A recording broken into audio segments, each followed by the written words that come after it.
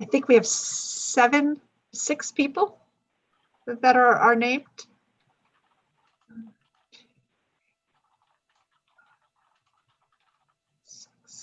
I think we have 6. How much for a quorum, Hillary?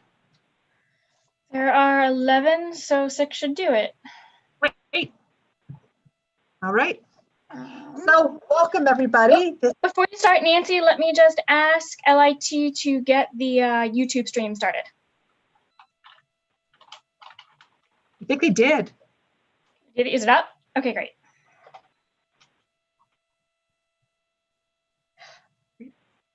All right, well, let's go around, quickly introduce who's here on Zoom. And then we're going to, Hillary's going to give us a brief explanation of our task today. And then we're going to talk to Heather and Andy from PCG about their new additions. And then we'll get into the substantive work of this. So my name is Nancy Cronin. I'm the Executive Director of the Maine Developmental Disabilities Council in my paid job. And here I sit as the chair of the advisory committee, representing the Maine Developmental Disabilities Council as well. How about Hillary and then Heather? Sure. Hillary Risler. I'm the legislative analyst for the Joint Standing Committee on Education and Cultural Affairs and the advisory committee. Heather, then Kimberly. Hi, I'm Heather Gann. I am with Public Consulting Group. I'm the project manager for this engagement. I'm based out of our Nashville, Tennessee office, where it is a little bit warmer right now, Nancy. So, and I will let Andy go next. And then also joining from the PCG team today is Debbie Kate. So if we want to maybe wrap up the PCG intros, and then Nancy will toss it back to you for however you want to structure things. Thanks, Heather. Andy Gom, also one of the consultants on the PCG team, and I think I've met most of you, but just to let you know, I'm the former Part C director in New Mexico prior to joining the PCG team. Hi, everyone. I'm Debbie Kate. I'm consulting with PCG. I was a former 619 coordinator in Tennessee, and I worked for the Frank Porter Graham Early Childhood Institute and the Early Childhood Technical Assistance Center and the IDEA Early Childhood Data System Center. It's nice to be with you. All right, Kim, and then let's go to Crystal. I'm Kim Feeney. I represent the Maine Speech Language Hearing Association on the advisory committee, and I am a full-time employed working in the public schools as a speech and language pathologist. And I also have my own private practice in which I contract with child development services for the 3 to 5 population. Thank you, Crystal, then Dr. Lucas. Hi, I'm Crystal Arbor. I'm the Child Care Services Program Manager, CCDF Administrator for Maine, and I sit at OCFS, and I'm sitting in for Alyssa Wynn. Good afternoon, everybody. Thank you, Crystal. Good afternoon, everybody. I'm Dr. Roberta Lucas. I am the acting CDS Director and 619 Coordinator for the state of Maine. Erin, then Tiffany. I'm Erin Frazier. I'm the Director of Special Services, Birth to 20 at the Department of Education. Tiffany Carnes, Public School Principal in SAD 17, the Oxford Hills. Thank you. Sue, then Jane. Hi, I'm Sue Powers. I'm representing Maine Head Start Directors, and I work for Aroostook County Action Program, delivering Head Start, child care, early education services in Aroostook County, and the provider of special education services, contracting with CDS for the 3 to 5-year-old population. Hi, I'm Jane Durgan. I am the Special Services Director for the Kittery School District all the way in southern Maine. Pete and Jillian. Pete, you're on mute. Hi, thank you. Sorry about that. My name is Pete Plummer. I'm the Chief Operating Officer of Woodford's Family Services. I'm here representing Maine Association of Community Support Providers and mostly the contracted providers, a lot of the preschools throughout the state for special needs 3 to 5 year olds. Hi, my name is Jillian O'Brien. I own a private practice pediatric occupational therapy clinic, and we service children through child development services, and I am here as a representative of the Maine Occupational Therapy Association. I see that we have Anthony and Stacy from IT. It looks like Sam is here, who appears to be a legislative aide, and Senator Millette. I don't know if you want to pop in and say hi, or we'll just keep going. Your choice. Yeah, Sam Frower is another legislative analyst in my office, and he's on to help take some notes today. Thank you. Okay, Hillary. All right, so I just want to start off with a couple quick things. First, technical. If anyone has experienced any technical difficulties, please mention it in the group chat. As you can see, IT here is monitoring that and can try to help you with any technical issues you have. I do ask that you not engage in any sort of substantive conversations over the Zoom chat because that chat is not public. And that brings me to my second point of order, which is that this meeting is being broadcast via the legislature's YouTube page. And so anything you do or anything that you say, if your camera and mute button are on, respectively, that is being publicly broadcast. And I just want to make sure everybody knows that. The next thing I wanted to just touch base on before we get started is to sort of remind everybody where we are in this process. As you know, you received the draft phase report already once and met about that and had some comments and recommendations regarding some technical issues and some somewhat substantive issues that you felt weren't included in the report. We communicated those to the PCG team, and they're on here today to first up sort of talk about how they're responding to those edits. You did receive a revised draft just this morning. Hopefully you had some time to review that, but that includes some of those edits, and so PCGs can hear to talk about those. The next part of the meeting has to do with the advisory committee's recommendations to the Joint Standing Committee on Education and Cultural Affairs. So as you know, this was always going to be a two-part process. There's the phase 1 report, and then there's the phase 2 report.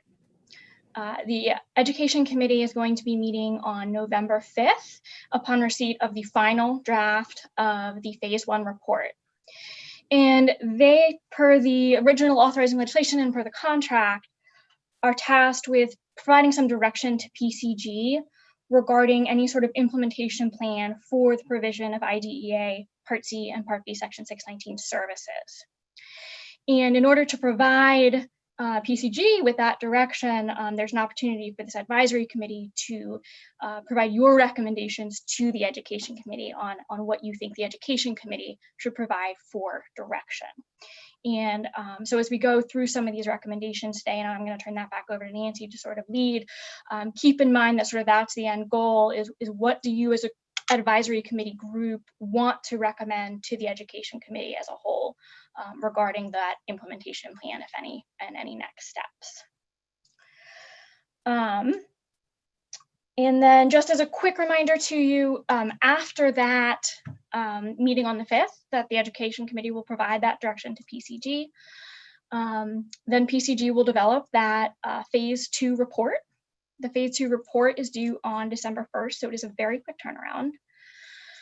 And then we're going to have a new legislature sworn in December, which is partly why that deadline is so tight.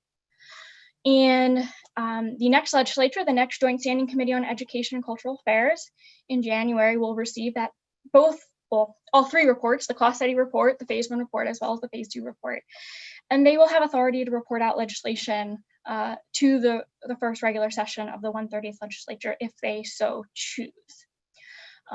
So although the role of the advisory committee ends at the end of phase 2 report, certainly next winter, if the Education Committee wants to head in that direction, there will probably be more discussions regarding any possible legislations and public hearings and work sessions and all the normal course of bills. So that's my quick sort of overview of where we are today and what those next steps are going to be. And with that, I will turn it back over to you, Nancy. And I'll turn it to PCG to walk us through the changes that you, or the edits that you sent us. Do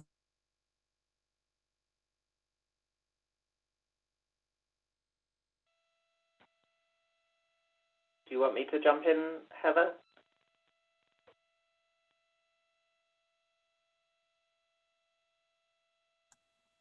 You're on mute, Heather. Yeah, I was trying to figure out if I should share my screen to show that. I didn't know, Nancy, if you were walking through the agenda. So do you want us to open up the document? Yes, go right ahead. I after you walk through whatever you want to, and we ask questions, then we will be talking about what substantive recommendations we want to include in a report. So I thought we would begin today with literally you saying what you brought, and then the group will get to its work. Okay.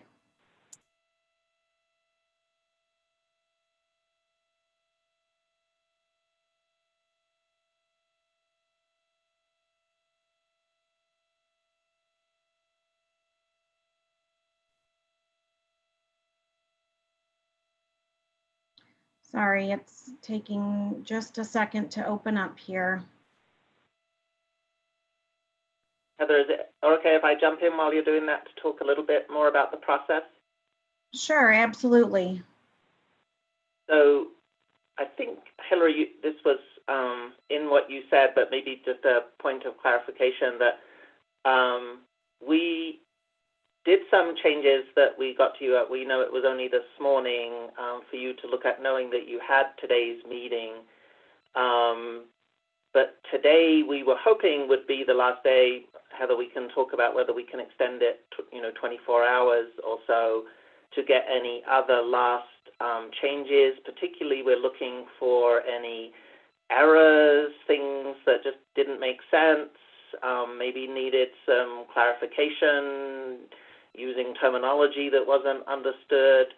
Anything that we can do to make sure that the final report that's due at the end of this month is clear, is meeting the needs of you all and Maine in general.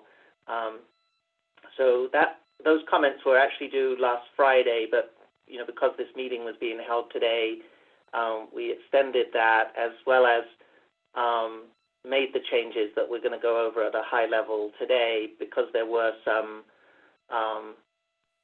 feedback that we got early in the editing process. But we can talk maybe at the end, Heather, about what's the timelines in terms of any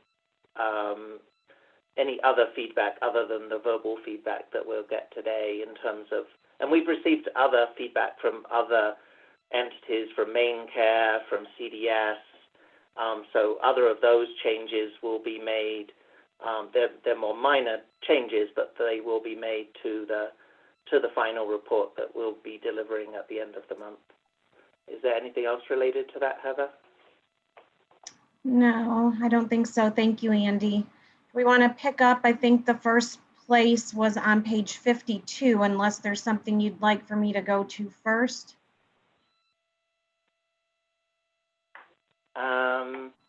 Yes, I think actually the first piece is in blue, but on page 50, but it's fairly minor. And that's really just to say, and hopefully folks have spent some time with the report. Obviously, it's fairly lengthy, and some of the length is due to the fact that in some ways it's two reports, one report on Part C, early intervention, and then another report on 619, and we tried to keep them distinct, but what that means is sometimes things get not repeated, but sort of, if we were writing it in a different way, might read differently. But we felt like the contract and what you needed was us to analyze Part C, both on a national level, what's happening in Maine with currently with CDS, and then make the recommendations. And we did that for Part C, and then subsequently in the report for 619.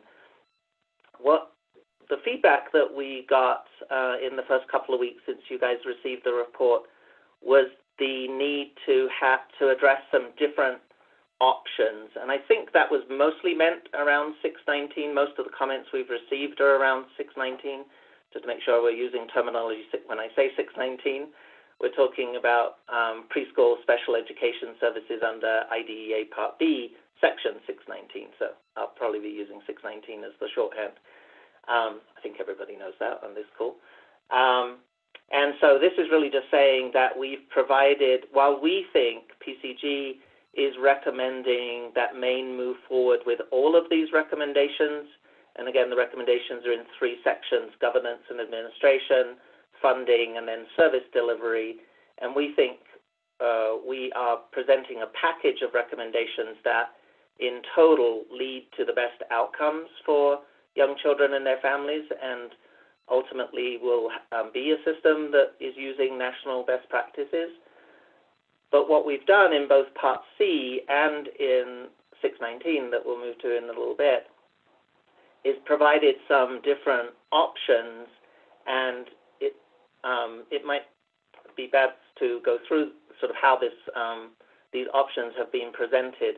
So on the left-hand side, we're presenting a different, in a narrative form, what a different setup could be for Part C.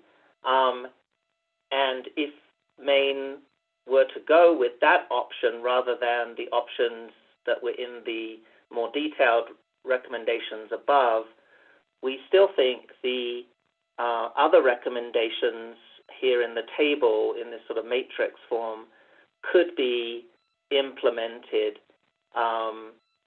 So, for example, let's just look at this. So while we are recommending that Part C move more directly under the Department of Education, and that services be contracted out by geographical region, which is a national trend, a national best, I don't know about best practice, but is the model that many states use.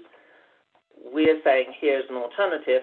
Still, CDS could move its administrative functions under Department of Education rather than functioning as a quasi-state agency, and then, but the services still be provided through CDS, through its mixed delivery system of state and contracts.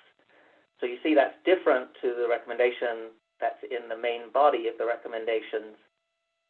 If Maine were to go with that alternative number 1, we still think then that there are others of the recommendations that could still be implemented under governance, funding, and service delivery.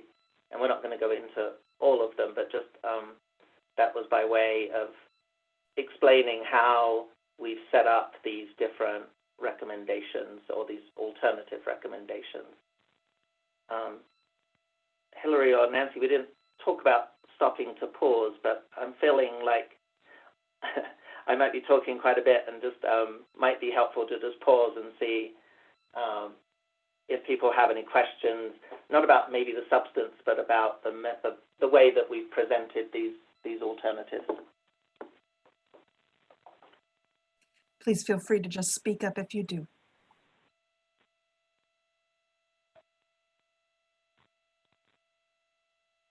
So hearing none, hopefully that means it does make sense, and certainly if people think, I mean, these are the kind of feedback we want, is I think further explanation needs to be added about what do you mean that these other recommendations can be implemented. So, we're happy to entertain any clarifications that people have of that nature where, just things are not clear and we need to be clearer. So, so those are the main changes in Part C, is really just providing a couple of different alternatives.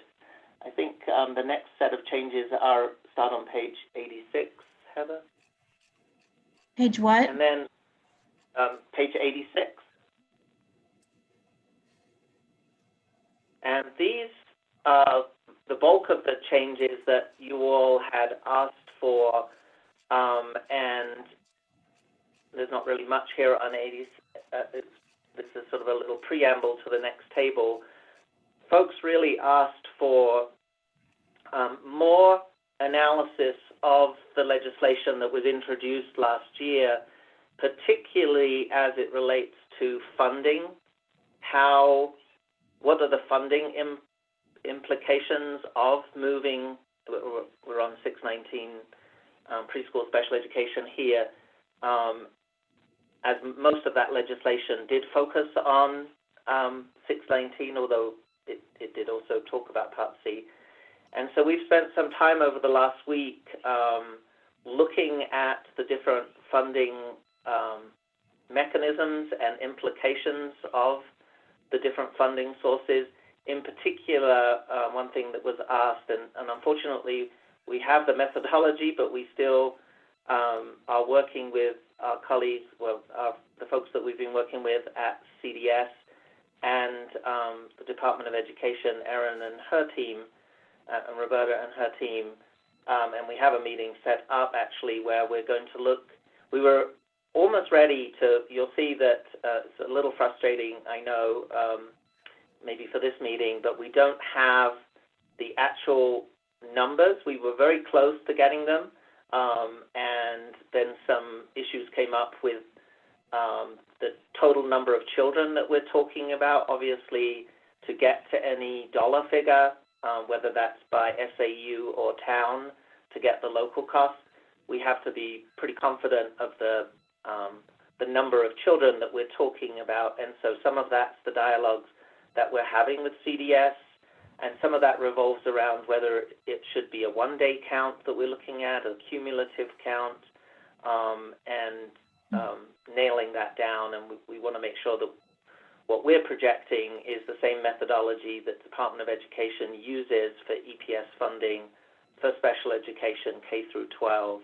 So we're very close to having that information, and I think, Heather, we'd be, even though the full final report's not due to the end of the month, if it would be helpful, I think once those numbers have been nailed down, we can get them out to folks, if that would be helpful. But we certainly have the methodology in place in terms of the average cost per child. We have all the percentages by town, et cetera. So we're pretty close to being able to plug in those numbers. We were able to get the new... Andy? Pete, is it okay if I just get to the end of this section? Oh, yeah, yeah, go ahead. I'll wait till you're all done. Yeah, I'm sorry. Yeah, that would be great. This section, I think, might be better. Yeah. We were able to get the new appropriation. Some might know that the appropriation that comes from the legislature to CDS currently doesn't break up funding. It comes in one lump, well, actually in a couple of different categories, but in one lump, one bucket maybe is a better way to say it, between Part C and 619. So we've applied a methodology that we used in the cost study. So the appropriation that goes to CDS for 619 services is different to what we had reported previously in the cost study, because we were looking at FY19. So now it went up to something from like approximately 26 million to the 29 million, or close to 30 million that you see listed there. We did some projections of Medicare. I realized I put, oh no, it is right. I thought I put Medicare instead of main care, but I was just reading it wrong. So we did some projections of main care billing. That becomes hard because the current billing at over $49 million for main care is a lot because of the special purpose preschools and the large funding amounts per child through that system. We're projecting if services were moved to local school districts, the number of children receiving special purpose preschool would likely go down. If we look at the number of children in kindergarten that are placed out of district in a special purpose school, we think the number of children served in a special purpose preschool will go down significantly. Therefore, that 49 million would probably go down a lot. So we used a methodology of looking at what is the average cost of a main care service. So we looked at OTPT speech and I think BCBA kind of services to kids with autism. And we've used a fairly conservative estimate here of just 4 hours a week for the 40 weeks of school a year. I know there's extended school year for some children, but we wanted to be fairly conservative here with how much money would be estimated to come from main care. Then we had to look at the number of children, the percentage of children who are eligible for main care. And bottom line is it looks like about our estimate, and it's probably a low estimate, would be something in the region of $16.8 million could be generated. Obviously, we have to talk about seed for that, and the seed, why am I not seeing it on the right-hand side? Oh, yes. And Yes, so I hate to ask, and I hate to interrupt you. I just know that this group has a lot to go over to be able to figure out what we're going to recommend to the committee. And this is our only chance to do it. Could you wrap up in 5 minutes? Absolutely, I can do it in less than that, Nancy. That the current seed match is 17. Somewhere we should have the new seed, but I'm not seeing there. Maybe it's on the next page. So you can see we've added a lot more in this section for analysis of the different costs, as well as some of the cost savings when children are served either in pre-K, Head Start, and childcare. So just have beefed up the analysis on a fiscal level. Talk a lot underneath about the methodology for the local cost, but again, we haven't put those exact amounts. If you do scroll down, Heather, I think I did want to share what we're not going to be able to do, although we can provide the information to the committee, but we don't think it's appropriate for the report, but you can tell us if you think it is the actual amount by town, so that people can look up, oh, we have 5 children likely coming our way at our percentage for our town rate. That's likely to lead to us having to come up with 40,000 of local costs based on our local contribution. Rather than doing that for something like 400 towns, we felt like we would do this kind of thing. How many towns would be needing to contribute between these kind of amounts? Again, we can provide you the detail, as well as how many towns, and we could do the same by SAU as well, how many towns would be getting, how many children, or, obviously it's not an exact amount, but projecting from the previous year. So I think I can probably stop there, Nancy, because I think that was the main sort of work that we did. And then we did, maybe if I could have 1 more minute, we did the same, and I think it starts on page 91, Heather, the same thing that we did for Part C, which was presenting some different alternatives than all services moving over to both Department of Education, but the coordination and provision of services through SAUs. And so you'll see the same kind of matrix. And we provided we tried to be creative with our recommendations in terms of maybe some options where SAUs could contract back with an entity like CDS for children in their catchment area and things like that. So that's the nature of how we presented these matrices with a couple of different options. With, of course, the same thing that we said for Part C, we are recommending, based on a review of national literature, talking to other states, talking to people in Maine, and the recommendations in entirety be moved forward. But here are some different options if Maine chose to go a different direction to put maybe a package of services together rather than all of the recommendations. Thank you very, very much. Were you able to do anything around transportation? That's the only other piece that I don't see here. I did add a paragraph. It was very, I don't know that it will be satisfactory. We included which we had included in the cost study, the current contracted amount for transportation, but didn't see there being any way to calculate what was we talk about how transportation gets paid for within the funding formula and additional vehicles, additional buses, how those get paid for. Obviously, that's information that Maine already knows because that's your funding process. But we felt like the $2.4 million that Maine CDS currently pays for would be reduced, just because we think that that includes a lot of children traveling out of the district to go to out-of-district placements, particularly in special purpose preschools. And we think, as I said earlier, that if school districts and through their partner agencies, Head Starts and pre-Ks and what have you, that children will be traveling less. So Nancy, just a short answer is I don't know that we were not able to come up with an actual projection of those costs, but talked in more generalities about the methodology. Thank you. Does anybody have specific questions for PCG? Remember, not substantive. We'll talk about that in a minute before we say thank you very much and we move on to our work. Yeah, this is Pete. I started to have a quick question, and I wanted to thank you guys for expanding your report, including all this stuff. It's helpful.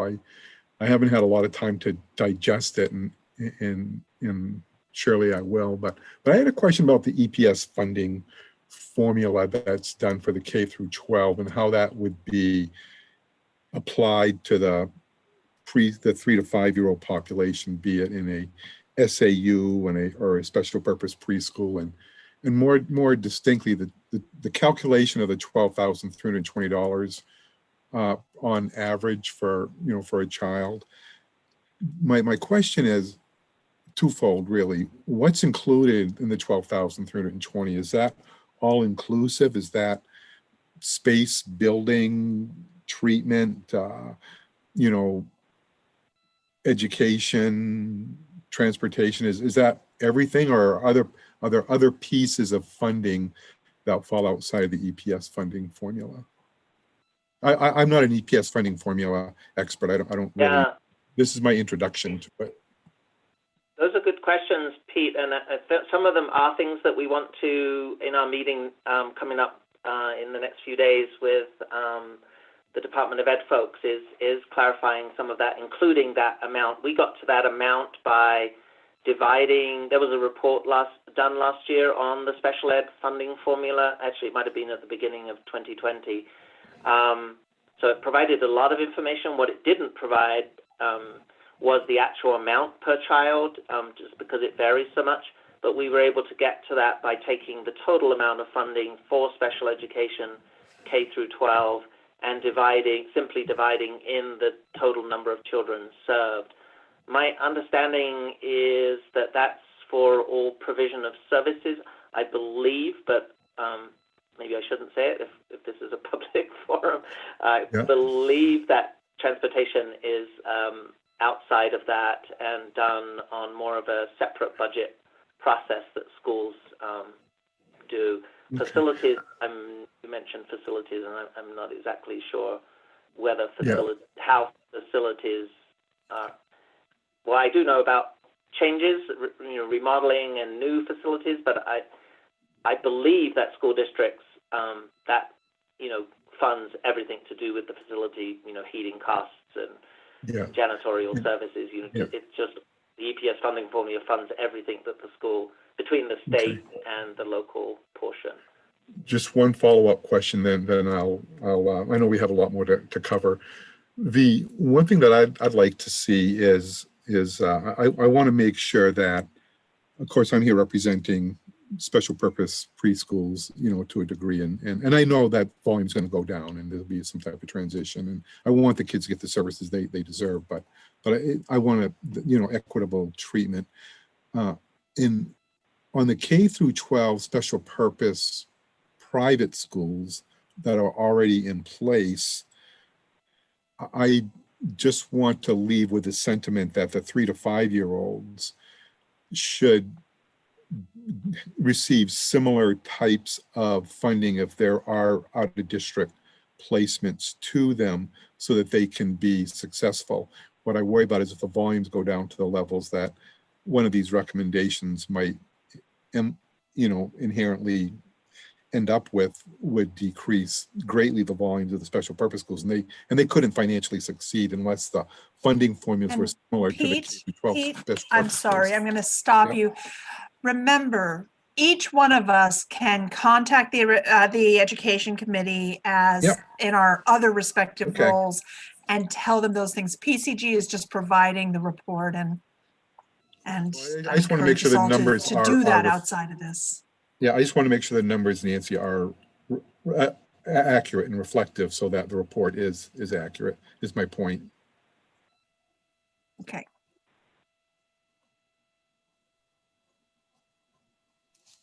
I'm done. I'm seeing nods from Andy, so I think we're going to move on. Thank you, Heather, Andy, and Deborah. Thank you for your work. This has been a lot of work, and thank you for your continued work. This isn't over. We have a lot more stuff to do. So, but knowing that it's 4:40 and wanting to end this meeting before 6, ideally, let's move us a bit to the next piece. And I'm going to share the screen very quickly and just ask if this process works for you. What I'd like us to do, because the information that I received when I asked this group to tell me the things that you were concerned about, what you wanted to make sure we were talking about, what I did is I took and I collated all of it and I bolded the recommendations that people were talking about. And I don't think we have to talk about each one of these individually, but talking largely about what we as a group want to recommend to the education committee makes sense. I did it in sections. One is part B without funding. The next is kind of in funding as a block. Because it felt very, very similar even for both sides. And then part C. So knowing that our goal is to provide what should the legislature, the education committee do with this information. I wanted to open the floor for everybody to talk about, the recommendation in this report is pretty clearly to move 3 to 5 year olds to SAUs and have DOE be the lead agency, transition over 2 years instead of 5 using the EPS formula. And let's just look at those 3. What are your comments? How are you feeling? What should be the recommendation for our education committee? Nancy, can I just check in? Is the PCG team staying for this discussion? I wasn't sure if you were letting us go as you transitioned, or. I think it would probably be better if you leave and you can join in and watch. But no, this is I think that the committee really needs an opportunity to talk freely. So thank you. Understood. Okay. Thank you all very much for the opportunity. Thank you. Bye. Bye. Thank you. So what are your thoughts? Where should they go with this?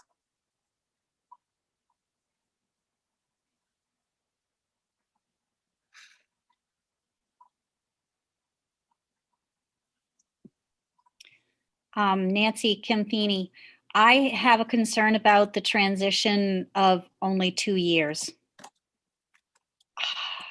Boy, I mean, working in the schools and all the concerns that I hear from people in the schools, not that they're not for this, but a transition of only 2 years is very scary for the SAUs, I think, just as an employee in 2 SAUs. I can say hearing from directors and from clinicians, the special ed team, yeah, I think it's going to be daunting to do in 2 years. So would you want to recommend or put on the table that they consider either getting a very, very clear timeline during phase 2 report and broadening that out, and I'm concerned about the 2 years as well. Yeah. I mean, yeah, if you think that, they can come up with a detailed enough plan of how it can be done in 2 years, and then also give the education committee a chance to say, wait a minute, let's drag it out a little bit more, 3 to 5 is a little more doable. I think, sure, both options to look at, but we would have to have a very detailed plan to do it in 2 years. Tiffany, I'm seeing you nod. Would you put words to your nod? Yeah, I completely agree. I'm concerned, at least in this area, we have trouble finding service providers. So that would be a huge task. So 2 years seems extremely quick from my perspective. I would Are there agree. any? I would agree with that. And my conversations with school departments that we work very closely with, they are expressing the same concern. I also think, and I know it's mentioned in the report, in conversations with school departments, they are wondering and hoping for the opportunity to continue partnering with community providers who are currently providing service. And the 3-year-old population is also with conversations I've had with school departments, the 3-year-old population is causing some questions and concerns as well. So I think One of my comments when I was writing it down was the report makes an assumption that there is equitable Head Start and care and child care across the state. And I know that I live in a area in Western Maine in which there is no child care. So it's not as easy as what the report kind of was saying, that you're going to connect with existing Head Start, you're going to connect with existing child care and existing programs. The closest child care to ours, other than a mom and pop, would be half an hour away. So that's not necessarily as easy. So I was concerned about, I was hoping that they would be able to provide a little bit more detail about how that might work in rural areas. Some rural areas have it all going on.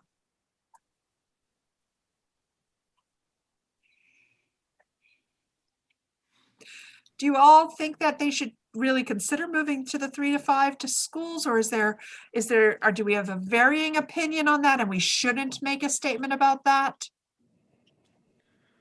Can you clarify what you mean by moving the 3 to 5-year-old to schools? Are you talking about special purpose preschools?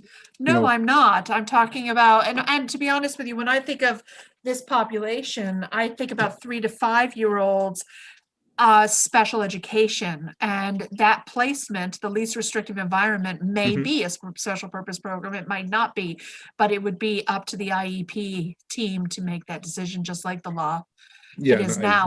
So when I say, but it's as opposed to kind of where we are now, moving it to school. And I also will tell you, I'm not giving you my huge opinion here. I don't feel like I need to right yet.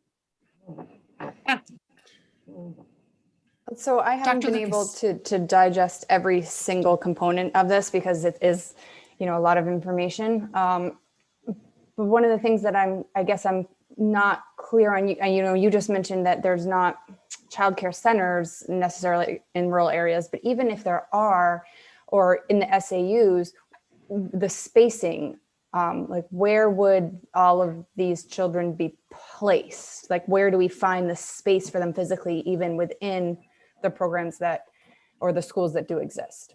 So that would be another really good thing to ask in phase 2 is what are some options to be able to increase space for whatever schools who need that or want Right, that. because that would be a significant concern of mine, is this, if we're saying, yes, we're recommending move forward, let's have the SAUs, have these preschool children in there, we need to look at the quality of service that would be compared to these special purpose programs that have the variety of different opportunities for children because of how these programs have been created and the spaces they've had created.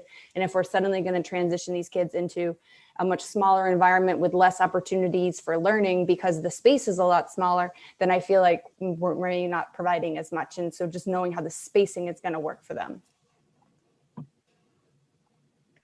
Say again, I do not think that I think there will be a spacing issue because there will be inclusive opportunities for 3-year-olds and 4-year-olds potentially, and there would be people actually getting served in schools that are not getting served now.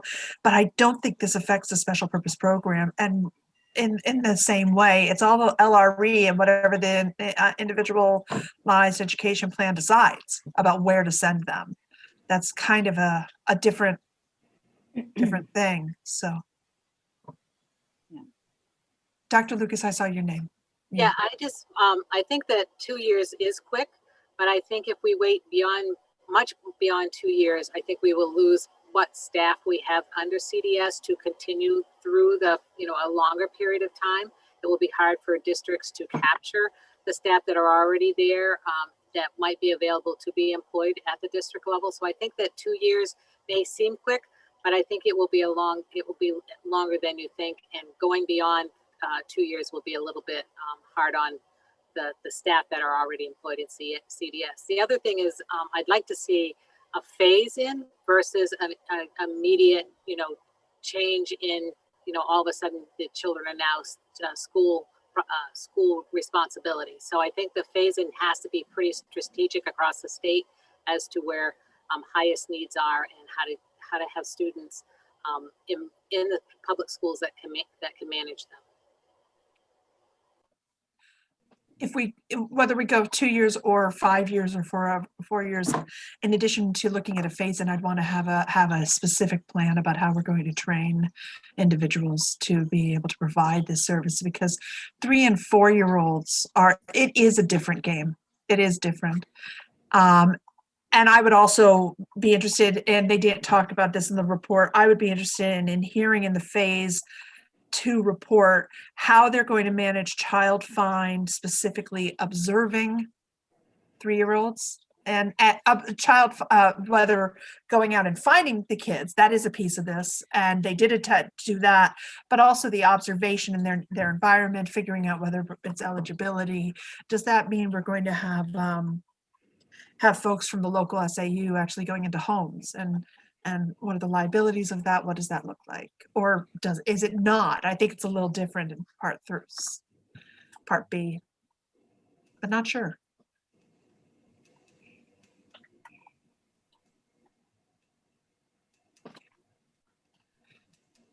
So I've heard of phase in. I've heard we need more about building. I've heard we need more about training. And I've heard that we do have some concerns about the 2 years from both sides. One is we might lose staff and workforce, and the other is it enough time? I've heard both. Can we talk about least restrictive environment for a minute? Sure. Yeah, I think we all agree that the children deserve to be in the least restrictive environment, and when we're looking at the placements, whether it's a Head Start or an SAU or a special purpose preschool, I look at the average cost that they had in there to make that work, and the more typical kids you have in a program. Oh, I thought I lost you for a minute. I saw the screen. Sorry. No, sorry. No, I just kind of threw me off track there. I apologize. Sorry. And typically what happens in the special purpose preschools is we don't totally meet the least restrictive environment. We fall short on that a lot of time, and that drives the average cost up because there's not as many typical kids in there, and because we get referred, the kids with that have the most needs, that's not true for all the kids, but a good portion of them. And I just want some guidance, for the least restrictive environment in different settings. What would it look like, in an SAU? What would it look like in a special purpose school? What would it look like in a Head Start? What would it look like in a typical preschool? If there's kids that are there, it's hard to meet, and I just want to make sure there's some guidance in there for that. So you're suggesting that in phase 2, we include some definitions and layers around least restrictive environment?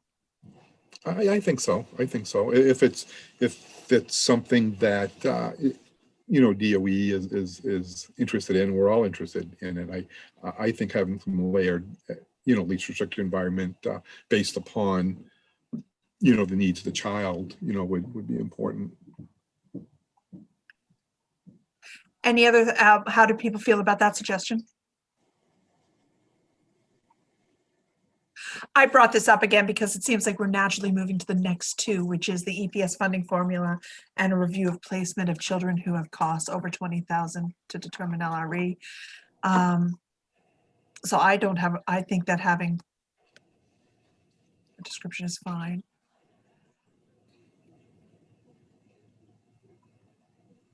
I don't understand the 20,000.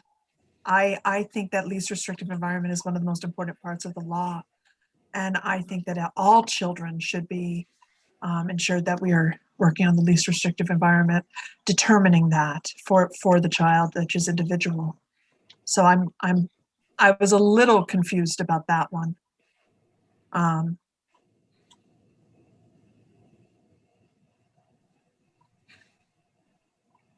I don't know if anybody else had that. No, I was too. And when they say review placements, I think what they're trying to say is if the cost is over 20,000, should we review that child to see if they can be placed in a different setting that's less expensive?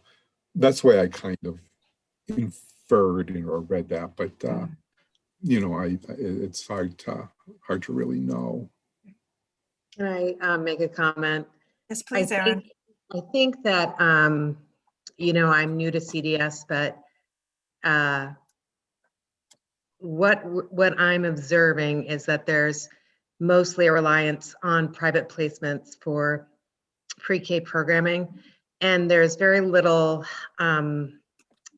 training that's provided for those people based on the contracts that we have. So what I've observed is that there's not the professional learning to be able to handle variable behaviors. And that's why there may be an inflation of promoting children into a more restrictive environment. So that's one of the things that we're looking at now, is how to provide training for people so that they can maintain these children in a least restrictive environment. It's very hard to do that when you're working with a private business who is and we have a limited impact in training. So we are working on that right now, but I think that's a connection that folks should have to this. Erin, you took the words right out of my mouth, because I've been thinking exactly about the continuum and least restrictive environment. And I see this as a faultless thing, but I have observed myself many students in placements that seem extremely restrictive to me that come to us in the public school, and we have them in a much less restrictive environment and they thrive there.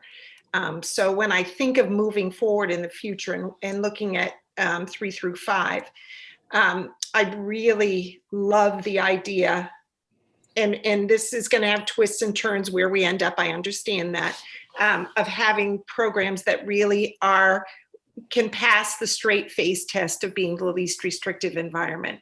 And I hope that doesn't sound harsh, but I really have had a lot of experience of students that sometimes it's close to being a little astounding that they've been in some of the programs they've been in that really aren't necessarily appropriate and the least restrictive environment for their profile. So. As Andy mentioned, when you go into kindergarten, there's a very, very low number of kindergarten students who maintain that level of restrictive placement because most public schools can, interface with the needs that are coming in. And circling back to, where those kids are coming from, probably a lot of them are coming from special purpose preschools that, are getting referrals and, I'm not making excuses, but I say we fall short on LRE, least restrictive environment, and I know we do. And it's multifaceted as to the reason why we clearly don't want to. When we do fall short, it's a result of we only have so much space. We have a certain amount of referrals that come our way, and a lot of it's due to funding. We have classrooms that are typical, but we only have so much space, and it's really a funding thing. And to expand LREs, we have to look at layered funding as to where those kids are if we want a more broad, least restrictive environment. And circling back. And that brings us to the EPS formula. That's one of the reasons why they wanted to move us to that's why they're recommending, one of the reasons I read that they're recommending the EPS formula is so that schools can provide a typical, many schools already have a 4-year-old program, but would allow a 3-year-old program with some typically developing peers as well, so that if it's an EPS program, they can include some non-disabled peers, which is very important.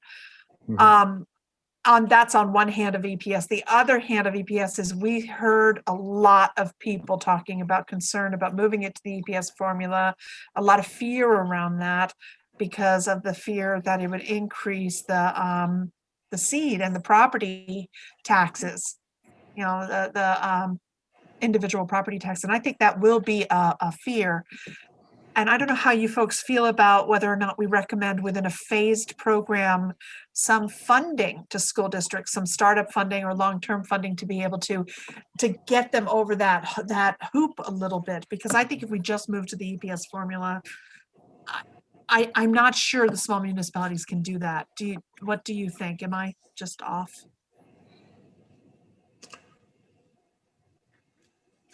I mean, I don't know a lot about the EPS funding formula, to be honest with you. I know how and how it affects a public SAU. I feel ill-equipped to answer that. Right. Well, as somebody who used to be a select person, yeah, I can say that that's what towns are going to probably say. They're well, going to be fearful of it.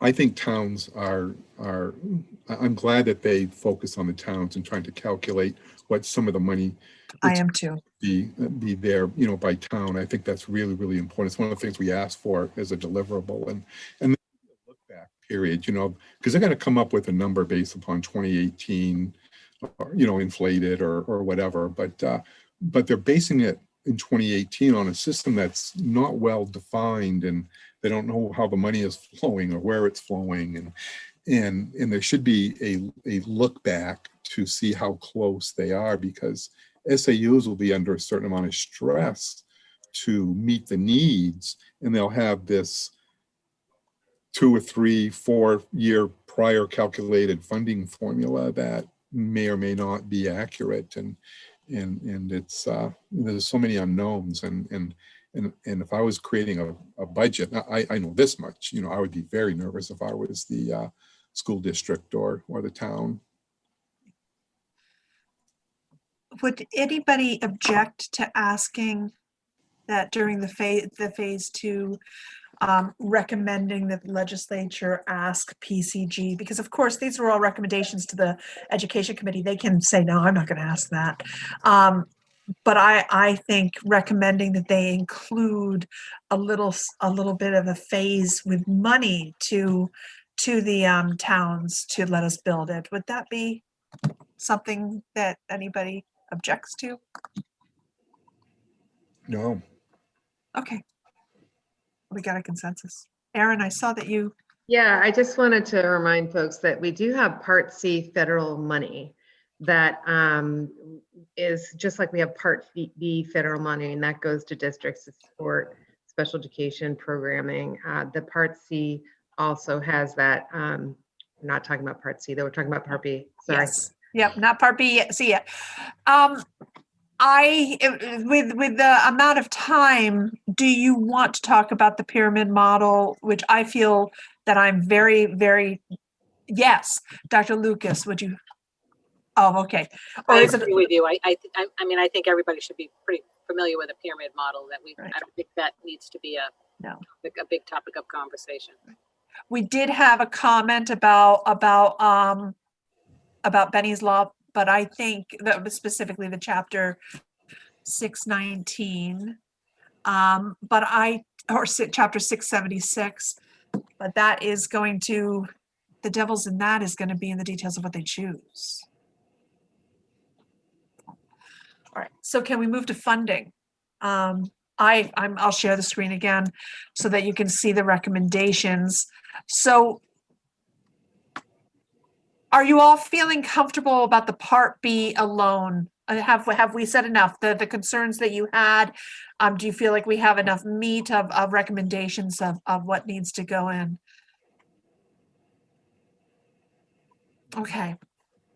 All right, so the funding, the centralized billing and claiming data system, collaboration with Maine Care, billing codes, fiscal toolkit for braided funding, just those three. My personal opinion is the education committee should go forward and yes, I'm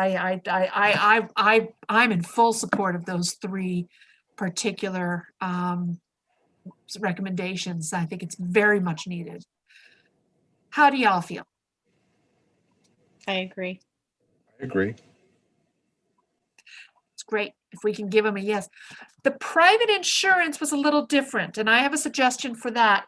I think, and I put this in here, that the education committee should ask for a review from the Bureau of Insurance around to see how has the Autism Act, the autism mandate, which max is $32,000, been done, and also MRSA 32, section 3200 offered up to $3,200 for early intervention.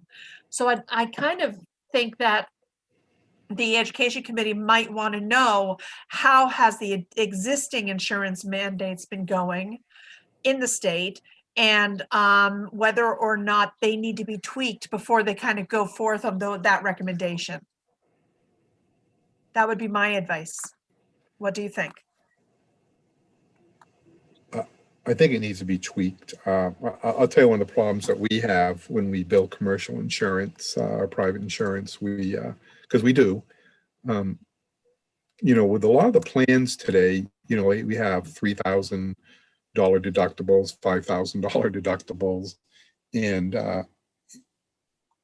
it's very hard to collect that deductible, from private pay as it becomes. And it's a lot of work, and it's so much easier to bill Maine Care than it is a commercial insurance. You're recertifying everybody, you're retraining them, you're recredentialing them, and the percentages of private insurances are so small. If they did it through centralized billing and they had a bigger base, then that might be a lot easier. But the administrative burden and the deductibles are a killer. And maybe there's a way that deductibles can be excluded for this kind of service, but I'm sure the insurance industry would not want to do that. Through the legislation, if we're going to ask them to look at stuff, we should ask them to maybe exclude deductibles for 3 to 5 year olds, and that are or any 0 to 12, the 12th grade, all the school-based systems, but that would be tough, I would think. I wasn't recommending actually suggesting that they do anything other than get a report back from the Bureau of Insurance about the existing stuff. And I bet that would come out in that. that, Okay, yeah. are we using it? We've had it for 10 years. Are people using it? Why are they not? To give. Yeah, and I think parents have the right to decline using their own private insurance and stay with main care, which is easier for them too, because then they know they don't have to pay the deductible. And so we get a lot of parents that say, no, I'll just go to main care, because with Katie Beckett, these kids are eligible. Parents also, just for the record, have the right to decline main care. They do. You Yeah, don't bill Nope. main Thank care. you. And that was a much more common practice before the Accountable Care Act, when there was limits set and caps. Yep. You're right. All right. Are we ready to move to parts? So it sounds like we're in consensus about funding. Go forth, learn more about Well, insurance. Can you touch on the inadequate funding real quickly? You think there is adequate funding?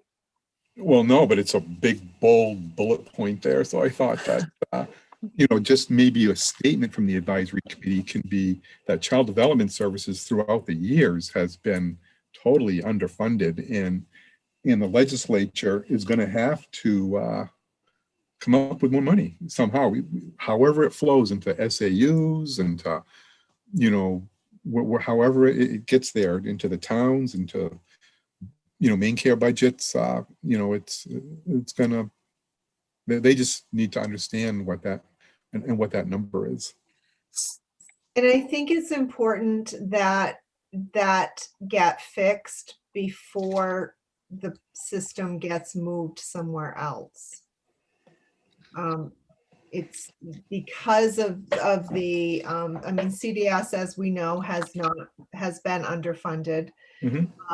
But to move that system without applying proper funding or allowing systems for proper funding would not. I don't think I would be in favor of that. It's difficult being the old person in the room, but just for the fact that I don't like being the old person in the room. But I've listened to a lot of appropriations committee about CDS through the years, and usually what often comes up is that one of the challenges in budgeting is you don't know who you're going to get. When you're in kindergarten, first grade, second grade through on, you have an idea of who's coming in, but it's a rolling enrollment when somebody is actually found, and that makes budgeting extremely challenging. It would be nice if there was a bullet for that, a silver bullet. I'm not sure if there is. It feels like that's part of I don't know how to avoid that with child find. You can't say, oh, there you are, 3-year-old with a disability.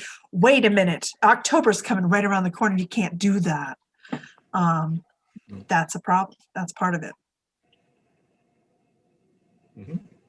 Then you end up with a waiting list. No waiting list. No, you don't. You shouldn't. You can't. But that it is happening. I see it. It is, and they recognized that you're asking for a class action lawsuit. They kind of made it clear. Yeah. Okay. Okay. So I am hearing, I'm not in agreement with waiting necessarily on moving before we get the money done. I wouldn't mind them considering that in the early phases, they centralize the billing first and look at that a little bit. Maybe that's an early phase in, but I don't think you're going to know. I don't think it's going to be the legislature and the appropriations that's going to be chipping in more money. I think it's going to be the braiding funding and figuring that stuff out that's going to solve our problem. But what I don't want to see is that not figured. Go ahead. I don't want to see that I don't want to see the lack of incentives to braid funds and each school system having to figure that out. I think that's an important piece of this before we actually know what to do. It's going to be hard. Okay. Part C. They're recommending moving it to Department of Education, but I didn't have a clear understanding exactly why, not Department of Health and Human Services. They were talking about Department of Education or or creating a cabinet level department of an early childhood, similar to a proposal that we heard last year. It just wasn't really obvious why Department of Education was the perfect place for it.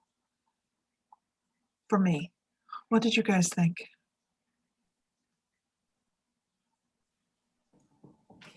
So I would question why not move it to early education programs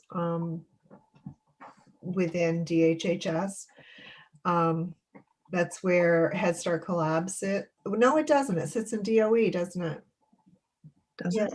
Yeah, it does. I don't know. I question why it would go there. I'm not sure it's not right. It just does raise a question for me. Sorry, so I just wanted to say that the Head Start Collab sits over at DOE. Yes.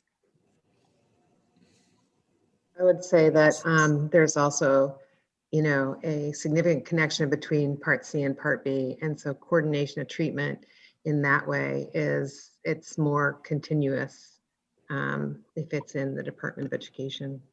That's true. It would allow that transition to be moved. I think a very strong and big change will have to move with public health, though, to be able to truly get child find up. I have to wonder, is one of the reasons our numbers in Part B 619 so high because we're not catching them in Part C. There's some early intervention stuff that really worries me. And I think the connection between public health and doctors is going to be critical to be able to get that child find connected.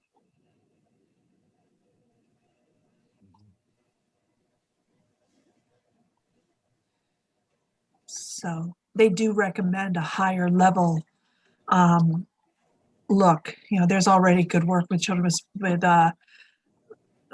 special health care needs happening, but our children with special health care needs, I don't think anybody would be surprised by me public saying it's not as broad as children with special health care needs is. So we need to work on kind of capturing children earlier. Mm-hmm. And Aaron, I totally get that too. The continuum of services, that makes sense. So the Head Start Collab office sits in DOE. However, state Head Start funding contracts sit with Crystal at DHHS. Right. So those early Head Start contracts that are being delivered through the state are over at OCFS. I guess it's one of those systems in Maine we could look at and say, It is fragmented, isn't it? yeah. You've got Office of Child and Family Services, you've got children with special health care needs, and you've got the good work at DOE that's happening, but each one of them often has early childhood identification goals that's associated with it, whether it's Title V funding, federal, the Child Care Block Grant, which sits at DOE. I think that's Title 10. Is it? And then DOE. I think that the Education Committee should consider asking for the during the phase 2 them to flush that a little bit more out in Maine and dig into that a little bit deeper with the silos, because we need to move away the silos. So explain a little bit how the DOE and this kind of cabinet level might fit. There is a collaboration on the Children's Cabinet of all of the agencies with DHHS and the Department of Education. And I think that hasn't been running for, I mean, I know it was historical, but I think it's been more recently re-energized. So just so that folks know, there is that collaboration on early childhood matters through the Children's Cabinet. Yeah. Who's on the Children's Cabinet, Aaron? Who sits on that? Just everybody. Office of Family Services, OCFS, OMS, DOE, early childhood. There's one for Part C and for Part B. So they have all the stakeholders on both agencies that work with students, children rather, and sometimes the heads of the departments as well. Okay, thanks. I'd like to see more of a family voice as well about what it feels like to actually intersect with some of these agencies. You know, on another, I'm the Learn the Signs Act Early Ambassador for Maine from the CDC and I know it's not always easy to coordinate and get work done because of the fragmentation. And I'm not sure that I'm not sure the Children's Cabinet would know that. You know, there are other options and other models. So the Children's some Cabinet way to get it. Has an early childhood advisory council, which provides them with that information. Crystal's on that. Nina Cunningham from DOE, who's the Head Start Collab director. I'm on that. Okay. There are several other private providers as well as professionals within the state that advise the Maine Children's Cabinet on those issues. So what about parents? Is anybody from Maine Parent Federation or? So NACI, Maine NACI. Oh, I can get you a list. We can get a list of the members, but yes, there is parent voice. It's coming through other organizations, but there is parent voice. I think that's a conflict of interest. I think parent voice needs to have its own voice without it coming through a different filter. I think that's really important. There are the advisory panels for parents too, Nancy, where the parent voice is the advisory panel for Part B and Part C. They noted that the Part C support group has to be reinvigorated, and we have a new Part C coordinator, and we're working on that. Great. Okay, so I'm not sure I got this totally right, but I believe what they suggested was to consolidate it into a regional structure in which there is an RFP about who the service provider of organizing Part C, of doing the work of Part C, not necessarily providing the service, but doing the work of Part C is done. How do you feel about that one? Any recommendations around that? It's a very different shift for our state. It sounds like old CDS a long time ago where we had, I don't know, 15 of them or whatever. I can't remember the number, but they said, there's way too many. You know, we have all these separate contracts for all these different counties. Let's try to, you know, be a little bit more efficient. So they went to 9. Then we had to do 9 contracts, and now there's 1 contract. It seems like it's going to create a big administrative burden for somebody, you know, to administer a contract per county that, you know, and will they all be the same? And, you know, but there's elements of counties that are different, you know, a contract in Aroostook might be different than a contract in Cumberland.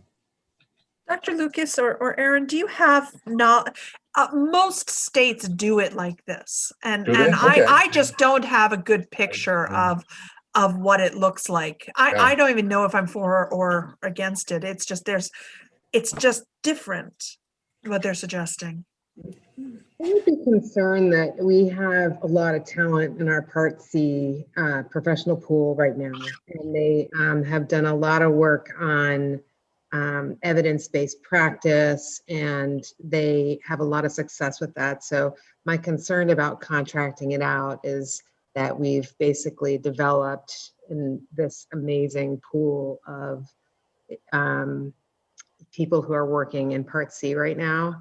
So I would be concerned about losing those cohesive staff who are really an excellent unit.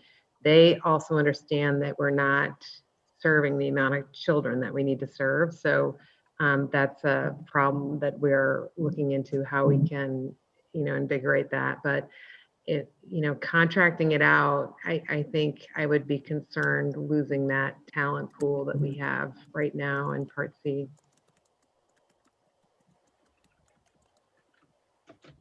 So is there a recommendation to the Education Committee about where they might ask for more information in phase 2?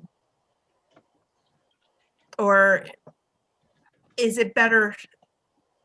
What I read from this recommendation was more about increasing child find and providing technical assistance. So I think that, critical. and I think both of those pieces are critical. I agree with Aaron, contracting them out would, I think, take away from those two components that they're also recommending in that recommendation 1.3. So I'm a little bit confused like you, Nancy, as to what they really are recommending.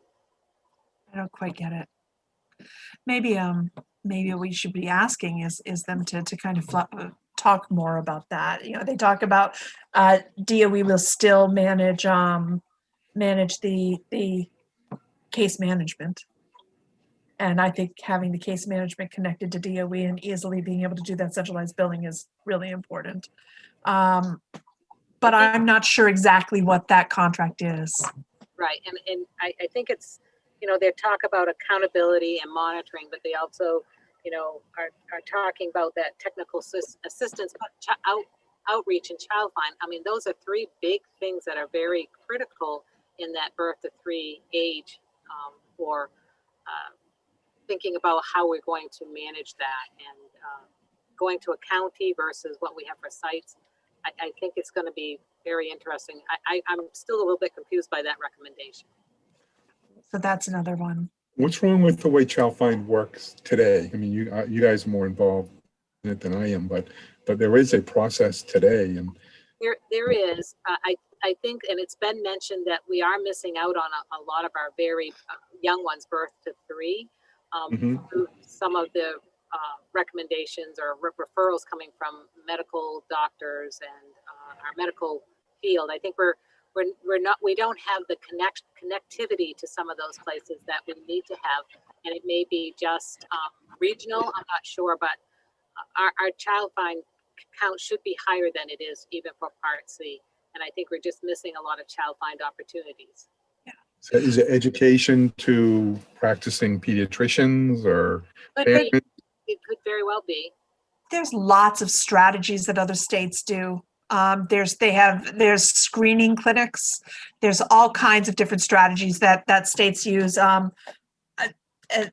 work with the Learn the Signs Act Early ambassadors, and they work very, very strongly in child find because, of course, it's almost a surveillance. It's not a screen tool of being able to kind of get a sense of about how your kid is doing. So there's lots of strategies that Maine, as this has said, hasn't put a lot of money into. And that is one of the things that this recommendation, this recommends is to put some money into child find, to figure out what to do. Senator Millett just put a chat to please provide feedback to the committee on the phase 1 report. What is strong, what is not strong, what is missing, opportunities and concerns, then the path forward that you think will serve these populations, and what the committee will need to have. I'll tell you, it's difficult to, that I want to go back to the part. What do you think is strongest in this report? and a strong recommendation. Do we have any? I would want to do votes if we were going to go there. It's hard for me to do a vote. I mean, I just got this 3 hours ago, the enhanced recommendations. And so which is really tough for me. I mean, I had lots of thoughts on the original one, and they added a bunch of stuff, which is good. But I this is a great discussion, and I'm learning a lot. But I haven't really had a chance to digest and look at some of their references from look at these 3 steps or those.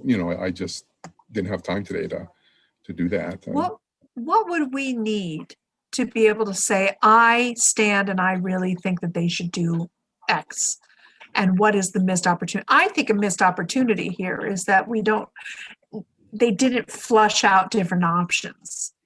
And I'm concerned, I will say, I'm concerned with what they did do. People are going to go and stand in very much support or very much against, and it could slow and muddy up the next process. And that's the thing I didn't want to have happen. But what would we need to do to be able to provide that kind of feedback?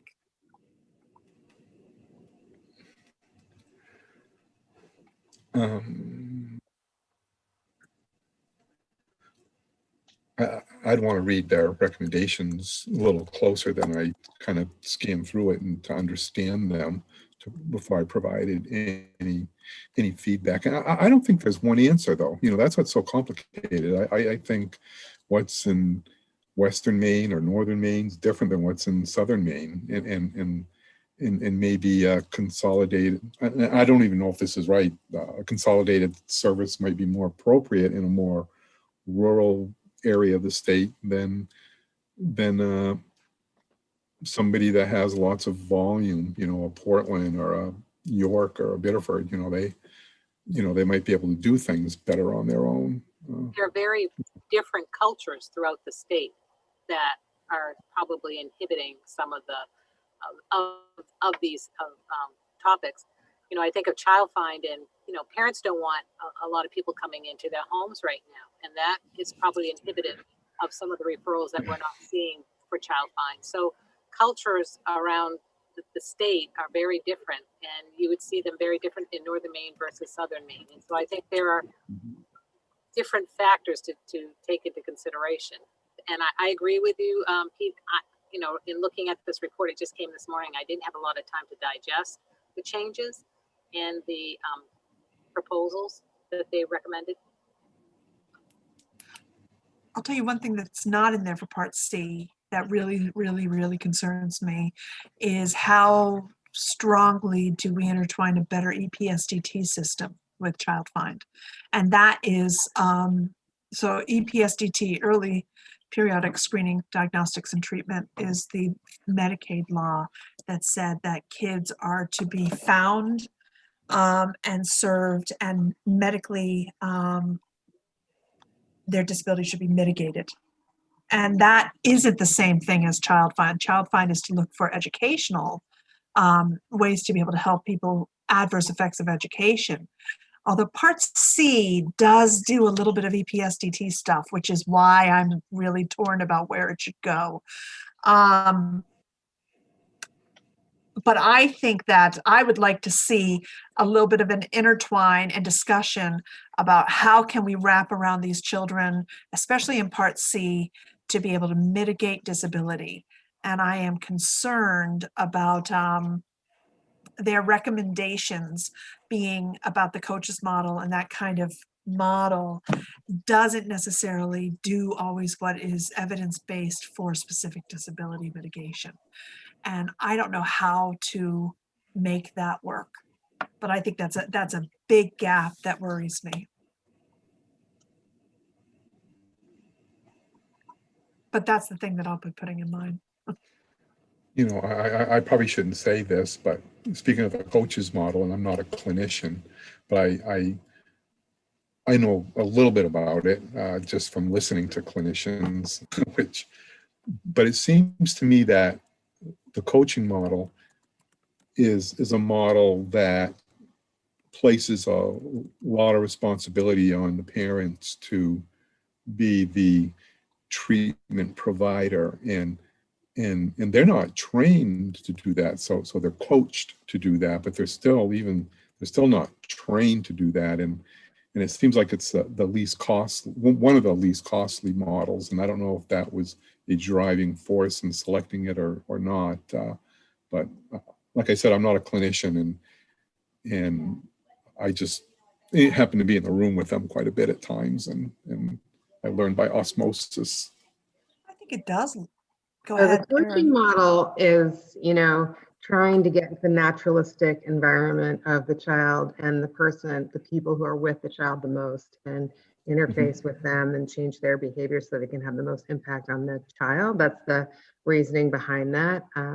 They pointed out that there are a lot of children in care centers that are not necessarily applicable in that coaching model. And we're looking at that right now because there are so many young people. But that's the basis of that coaching model, is that when you impact parent behavior, you're impacting developmental behavior.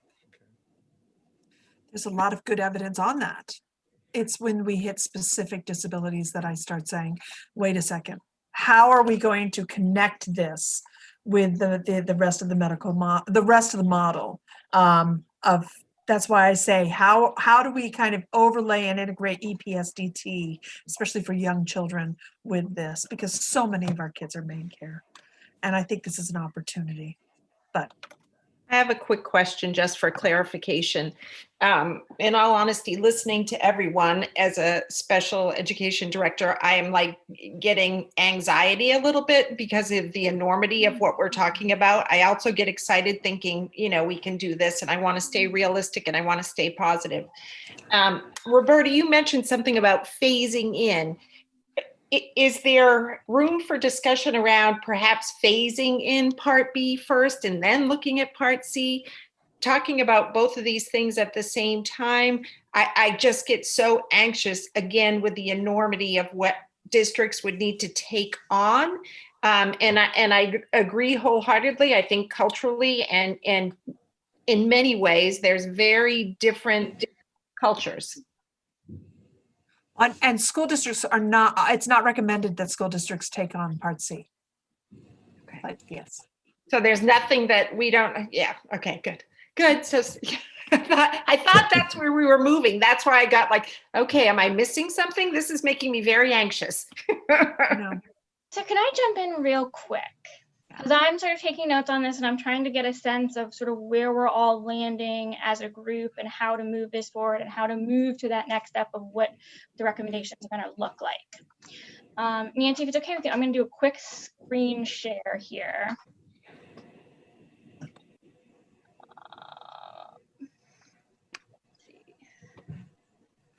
All right, can you see that?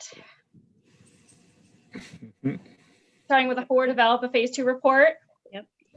So these are the components of what the phase 2 implementation report has to include. And I'm not going to go through them all right now because I know you've all seen them before. I'm just going to scroll slowly. But I think most of these components, a lot of things that you've been raising today, the time frames, the phasing, the training, the least restricted environment, physical space, a lot of these things, alternate paths in the plan with associated costs and benefits, a lot of these things I think are things that can be phrased in a way to identify whatever you do, whatever the education committee does, these are the components that we really need to see. And that's a recommendation. And I can go through a lot of that, what's been discussed today. I think there probably isn't, I'm not hearing full consensus in terms of timing, whether it should be 2 years, whether it should be 3 to 5 years, but it does sound like there's consensus that that's a real concern and that's a real issue that needs to be discussed. It does seem like there is some broad consensus on a lot of the billing. There are a couple little things, not always, but it seems like that's a pretty strong consensus of the group that these are the billing recommendations are really primary and should really move forward. And so I think I'll be able to take a lot of what you said today to shape that into what you will expect to see in that phase 2 report and that the committee can ask PCG to make sure is included in that phase 2 report. What I'm not hearing as much has to do with some of the specific path forward. I'm not hearing a consensus that there's an absolute one path forward that this committee as a group would endorse. And that can be communicated to the committee as well. But I want to make sure I sort of have that understanding. And am I hearing everyone correctly? That's about where we're landing on these issues. I don't think we've had the time to digest the path because we just saw the path 3 hours ago, you know, and at least I think we ought to maybe have another 4 o'clock meeting sometime next week. You know, if we have time and read and digest and look at, because there's 3 or 4 options. I'm sure, I don't know that, but I think the legislature wants, okay, there's 4 options. Which option do you like the best? You know, they don't want to be, they want us to advise them. They could still change their mind. You know, no, we don't like that option. We like option 2 better than 1 or whatever. But do you think they're looking for, okay, of those choices that they gave us, those paths, do you think the legislative committee wants us to say we like path C the best or B? I do think that is one thing that they're looking to do. I'm not sure how willing people are going to be to do that, because that would be a vote. We would be voting on what we want, what do we not want. You know, I look at like, I don't want to pull you out, but Jillian or Kim or— You can pull me out. I'm fine. Not you. You talk a lot too. Tiffany, Jane, you know, how would you feel about voting on one of the paths? I think that is one of the things that they would like, and having a second meeting. So I guess I'm not really clear how we would vote on a path without having those next phase of what Hillary just showed, without having that information to know how it all connects. And maybe I'm missing something, but that's where I'm having a hard time wrapping my head around knowing the right choice. You mean having like an implementation plan for each of the options?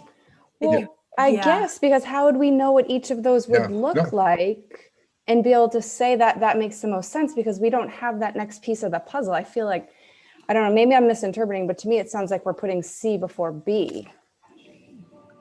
But not literally C before B. not the IDEA C and B. Exactly. Senator Millett, I see you. Do you want to chime in? Please do. Yeah, thank you. So we created the advisory committee because we are a citizen legislator, right? We recognize our limited range of understanding and expertise that we can bring to this issue. We also recognize the amazing amount of the serious stakes that are involved, the lives of the young children and their families.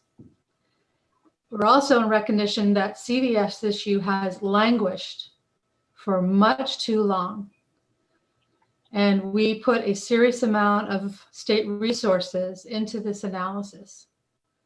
So there is an expectation, a hope, if not an expectation, that we're going to be able to make some decisions in November 5th,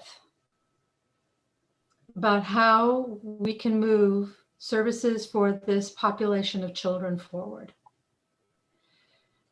If it's too hard to get to a unanimous on a single path forward, minimally what would be helpful is for you to look at the proposals made, summarize your concerns, summarize what you think are the positives. So we at least have that in front of us, because on November 5th, 13 legislators are going to be tasked with deciding what the path forward is. And then we are going to instruct PCG to develop an implementation plan for that path forward. So if there are major obstacles to the recommended path coming from PCG, please let us know. If there are opportunities for the path forward that they recommend, also let us know. And I definitely, if there are things that are not already laid out in what we are expecting in the implementation plan, if you think there are holes, certainly let us know that as well.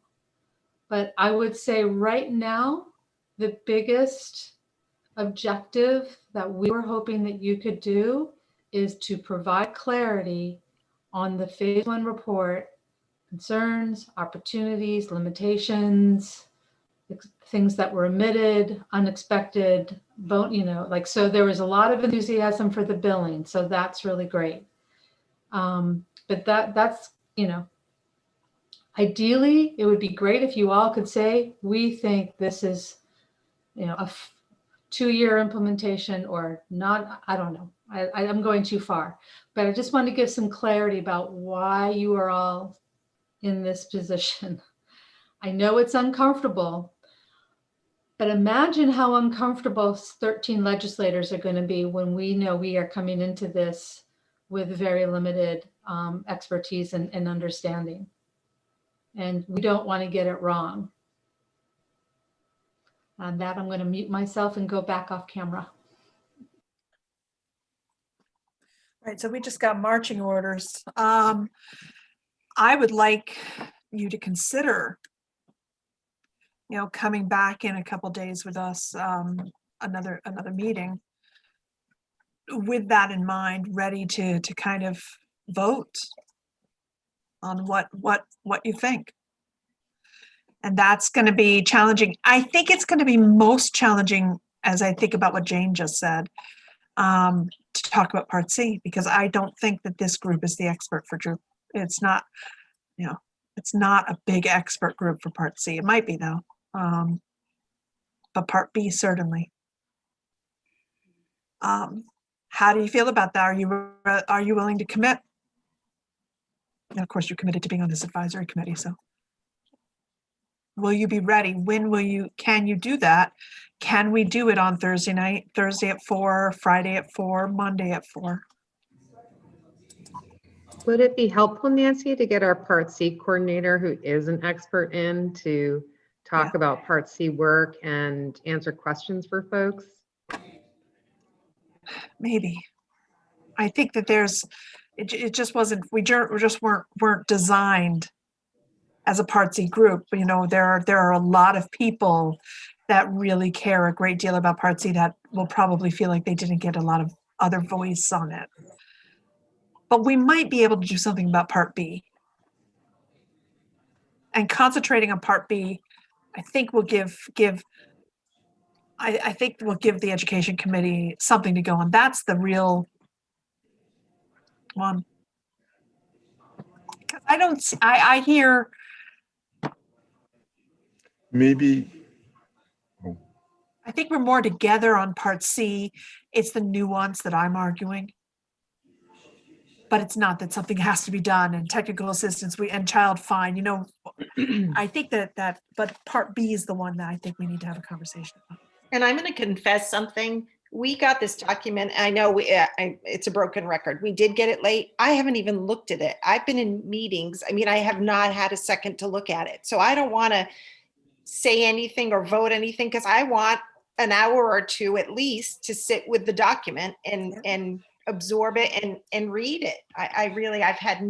I'm embarrassed to say it, but it's just the way the day has gone. For the new stuff, you're right. We only got that this morning. I saw it at 10 o'clock this morning. I know we got the whole document, but I want to take it in the context of the new things that they shared with us. Right. Okay. So, what do you think? Next Monday? Is that too late for you, Hillary? No, I actually think Monday, I have to confirm with our LIT and everybody that will work. What I will try to do is take what we have so far and start drafting something so that you can have that in front of you as well to build off of at the next meeting. Clearly that may change depending on how you move forward, but at least summarize sort of where it seems like we ended at the end of today, and can be a base for the education committee. So I will work on that this week and try to get that out to you by Friday.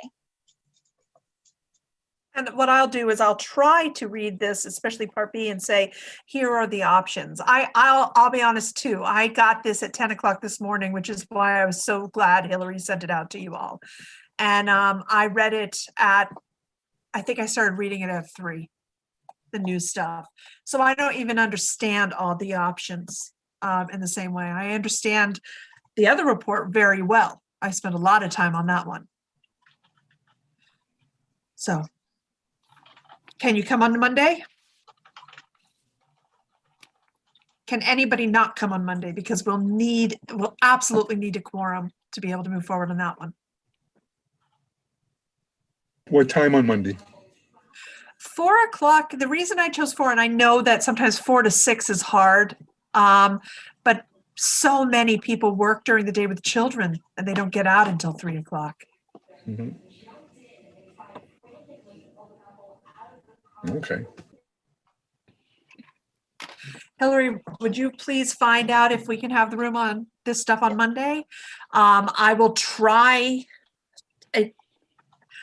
I will try on Friday to kind of say I see these kind of sections, but I'm probably going to want to do it with Hillary so that I'm being very clear about what these options seem to be to help us in our conversation. Sure. And can I just ask, Crystal, I know you're here on behalf of Alyssa Wynn. Will you be with us next week? Should I send you everything and put you on the list? Okay. Yes, please. I'll be filling in for Alyssa for an undetermined amount of time. So okay. Got it. I will put you on the list. Thank you. I really thank you. Is it okay? We could go on, but it doesn't seem to make much sense. Thank you very, very much. This is a heavy lift. I know it's a heavy lift, but we can do this. It's an important lift. It's an important job. Thank you very much. See you Monday. I'll email everyone as soon as I get confirmation for Monday. Thank you very much. Hey, Hillary, hold on for a second. Yeah. Hold on a second.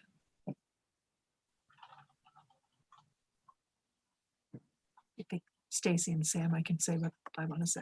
I just want to make sure that YouTube. Oh, good. Oh, yeah, shut that off. If it's not pertinent to this meeting. No, it isn't. My son heard that I was going to be on YouTube and was so excited that he totally wanted to crash the party.